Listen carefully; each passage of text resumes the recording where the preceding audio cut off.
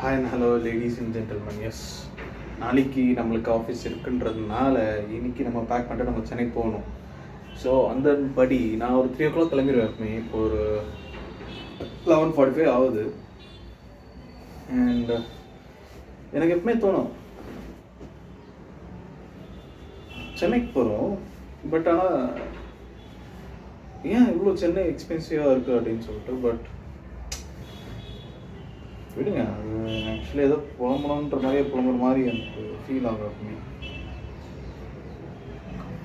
ஏன்னா அங்கே கம்மியாக ஏர்ன் பண்ணுறது நான் தான். அது ஆஃபீஸ்லேயே நான் சொல்கிறேனே, ஆனால் ஐம் வெரி ஹாப்பி பர்சன் அந்த ஆஃபீஸில் என்னால் சொல்ல முடியும். நிறைய பேர் அங்கே வந்து நான் இவ்வளோ கஷ்டப்படுறேன், அப்படி இருக்குது அப்படி இருக்குன்னுலாம் சொல்லுவாங்க. But the thing is that it is such a good office. Yes, perks கம்மியாக இருக்குன்ற மாதிரி சொல்லியிருக்காங்க மற்ற கம்பெனிஸ். ஃபோன் பண்ணது போகுது. Okay, I think I got a call. ஆனால் அது மிஸ்டு கால் ஆகிடுச்சுன்னு நினைக்கிறேன். I don't know what happen there. Recording pass ஆகும், காலுக்கு அப்புறமா இதுவாகும்னு சொல்லிட்டு வந்தது. பட் கால் யாரோ பண்ணியிருக்காங்க, அதை பார்க்கலாம் அப்புறமா.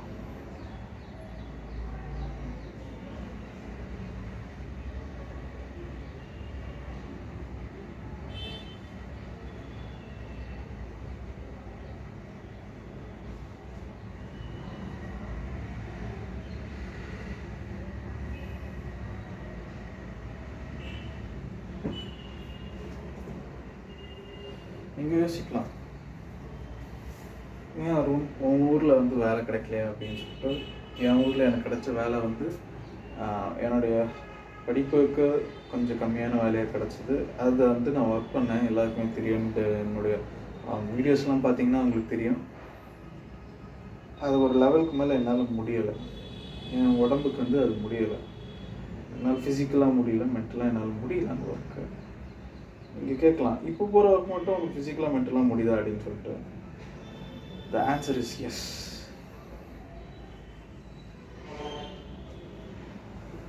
ஏன்னா முன்னாடி இருந்த ஒர்க்கில் வந்து மார்னிங் நான் உட்காந்தேன்னா சீட்டில் ஈவினிங் தான் இருந்துப்பேன். சில டைம்ஸ் வந்து கொஞ்சம் அந்த ரெஸ்ட்ரிக்ஷன்ஸ்லாம் வந்து என்னால் ப்ரீத்தபுளாகவே இருக்காது. லைக் ஒரு ஒரு ஒரு கன்ஃபைன்டான ஒரு இடத்துலையே இருக்க மாதிரி எனக்கு ஃபீலிங் இருந்தது. அது என்னுடைய ஃபீலிங் தான், என்னுடைய அந்த என்வாயன்மெண்ட் நான் சொல்லலை, என்னுடைய ஃபீலிங்ஸ் தான் நான் சொல்கிறேன்.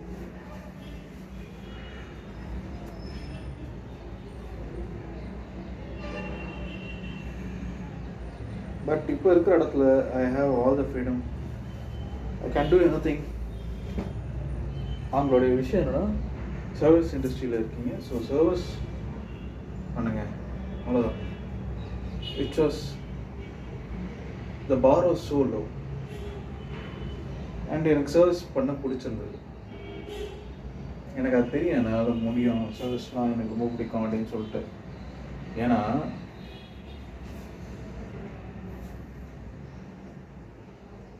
எனக்கு அது பிடிக்கும், அவ்வளோதான். அதுக்கு ஒரு ரீசன் தேவையில்லை, பிடிச்சது நான் பண்ணேன், அவ்வளோதான்.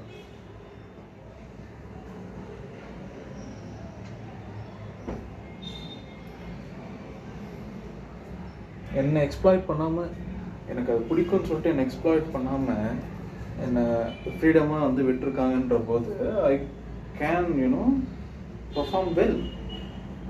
ஐ don't feel any stress because of my manager. Thanks to mister LN. I have to say that. அவரோட ஃபுல் நேம் நான் சொல்லலை, பட் ஷார்ட்டாக சொல்கிறேன். such a gem of a person who knows what to do in many situations. And as I'm new to the field, he and my team, which I'm in, made me feel so comfortable. அந்த freedom கொடுத்ததுனால, அந்த breathing கொடுத்ததுனால தான் வந்து என்னால் work பண்ண முடியுது, நிம்மதியாக பண்ண முடியுது, ஸ்ட்ரெஸ் ஃப்ரீயாக பண்ண முடியுது. நான் வெளியே ஹாப்பியாக இருந்து இருக்க முடியுது. ஃபிசிக்கலாகவும் I'm okay, mentally I am stable, I am calm, I am relaxed and composed.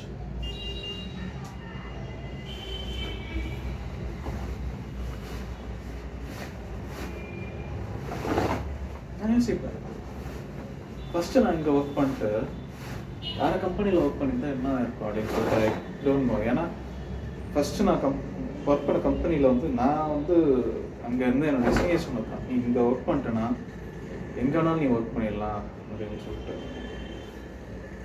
எனக்கு நான் எப்பவுமே யோசிப்பேன், எல்லா கம்பெனிஸுமே வந்து இந்த மாதிரி இருக்குமா அப்படின்னு சொல்லிட்டு.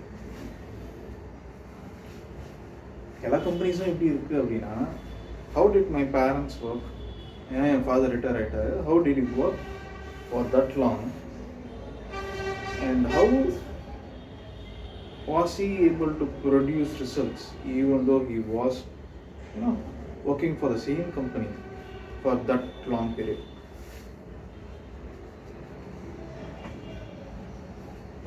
அப்புறமா தான் புரிஞ்சது அந்த கம்பெனியில் தான் அந்த பிரச்சனை இருக்குது, அது அவங்க ஷார்ட் அவுட் பண்ணிட்டாங்கன்னா அந்த கம்பெனி வந்து வளர்ந்துருவாங்க அப்படின்னு. அந்த ஷார்ட்டிங் அவுட் அந்த பீரியட் வந்து this long and my life is this long, அவ்வளோதான். புரிஞ்சுதான் சரி, புரிஞ்சவன் புரிஞ்சுக்கோ, புரியாதவன் தெரிஞ்சுக்கோ, பக்கத்தில் இருக்கான்னு கேட்டு. என் ஃப்ரெண்டு ஒரு வார்த்தை சொன்னான், மேனுஃபேக்சரிங் இண்டஸ்ட்ரிலாம் வேஸ்ட்டுடா, இது க்ரோத் இருக்காதுடா அப்படின்னு. ஏன் அவன் அதை சொல்கிறான் அப்படின்னு உங்களுக்கு புரியும் அப்படின்னா, நீங்களும் வந்து மேனுஃபேக்சரிங் இண்டஸ்ட்ரியில் இருக்கீங்க அப்படின்னு அர்த்தம், இருந்தீங்கன்னு அர்த்தம்.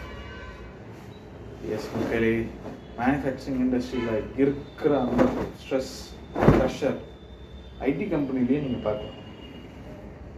ஐடியில் மூளைக்கு வேலை, மேனுஃபேக்சரிங்கில் உங்கள் உடம்புக்கு வேலை, மூளைக்கும் வேலை. நான் வந்து மேனுஃபேக்சரிங்கில் நான் அக்கௌண்டண்ட்டாக இருந்தேன், எனக்கே வந்து ஸ்ட்ரெஸ் தெரியுதுன்னா மேனுஃபேக்சரிங் இண்டஸ்ட்ரியில் அந்த ஆப்ரேஷனல்ஸில் இருக்கவங்க, அந்த ஆப்ரேஷன் இதில் இருக்கவங்க எவ்வளோ ஸ்ட்ரெஸ்ஃபுல்லாக இருப்பாங்கன்னு நீங்கள் யோசிச்சுக்கோங்க. 60 days, like 60 hours, 90 hours.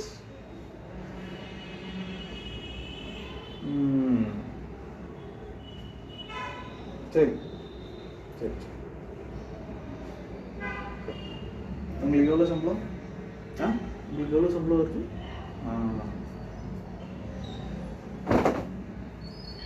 Wifi பார்க்குறீங்களா? ஒய்ஃப் மூஞ்சியை பார்க்குறீங்க, வந்து என் ஸ்க்ரீனை பாருங்க, சண்டேவும் வேலை பாருங்க.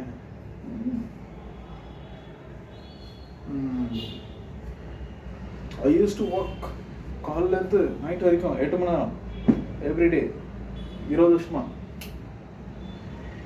What Y?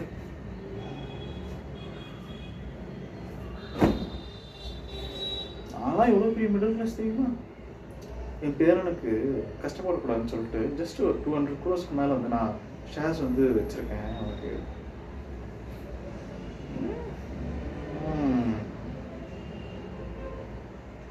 வரண்டா உங்களுக்குலாம், வருண்டா ஒரு நாள்.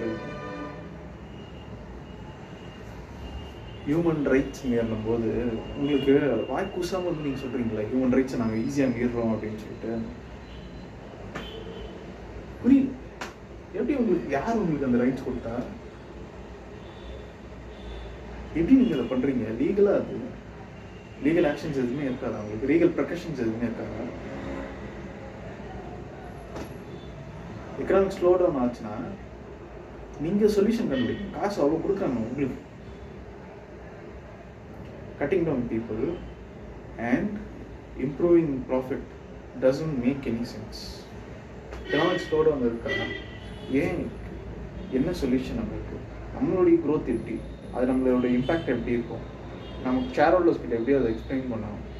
ப்ராஃபிட் இந்த வாட்டி இறங்கக்கூடாது, நம்ம வந்து ரெவன்யூ கம்மியானாலும் ப்ராஃபிட் அதிகமாக கம்மின்னு நீங்கள் சொல்கிறீங்க. It doesn't make any sense. Why are you doing this?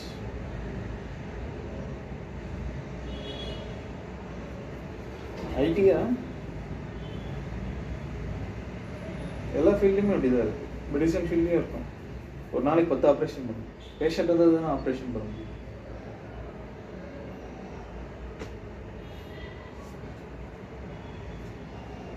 என்னையா நினச்சிட்டு இருக்கீங்க? என்ன நினச்சிட்டு இருக்கீங்க? இப்போ ஏஐ பூம் முடிஞ்சிச்சு, ஞாபகம். ஏஐக்கு வந்து என்ன பண்ணுறதுன்னு தெரியல. ஏஐ வச்சுட்டு இருக்கீங்க, என்ன பண்ணுறதுன்னு தெரியல. க்ரோத் எங்கே இருக்குன்னு தெரியல. அப்படின்னா எல்லாத்துக்குமே ஒரு ஃபோட்டோ எடுத்து வச்சுக்கோங்க. கால் இவ்வளோ பெருசு வச்சுருக்கீங்களே, இத்தனை கால் வச்சுருக்கீங்களே, தூக்கி இதில் ஒன்று, ஹெல்த் கேரில் ஒன்று, இதில் ஒன்று, மெடிசனில் ஒன்று, இதில் ஒன்று, கன்ஸ்ட்ரக்ஷன்ஸில் ஒன்று, இதில் ஒன்று, டெக்னாலஜியில் ஒன்று, இது எல்லாத்தையுமே சேர்த்து கன்சியூமர் ப்ராடக்ட்ஸில் ஒன்று. ஒருத்தவங்க சொன்னாங்க, என்னுடைய ஏஐ வந்து என்னுடைய துணி துவைக்கிறது, வாஷிங் மிஷின் பண்ணுறது, அயர்ன் பண்ணுறது, இந்த மாதிரி ஹவுஸ் ஹோல்ட் சார்ஜ் பண்ணிட்டு எனக்கு வந்து க்ரியேட்டிவ் ஒர்க் வந்து எனக்கு கொடுத்தா நல்லாயிருக்கும். க்ரியேட்டிவ் ஒர்க்கை ஏஐ பண்ணிட்டு நான் ஹவுஸ் ஹோல்ட் ஒர்க் பண்ணுறதுக்கு எதுக்கு பண்ணணும்? அதுவாக வந்து ஏஐ பண்ணுறது வந்து கரெக்டு.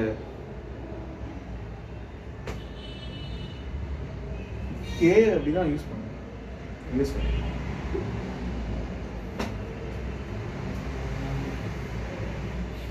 என்னை ஏஐ ரீப்ளேஸ் பண்ணுறது, ஹியூமன் டச் வந்து ஏஐ ரீப்ளேஸ் பண்ணுறது.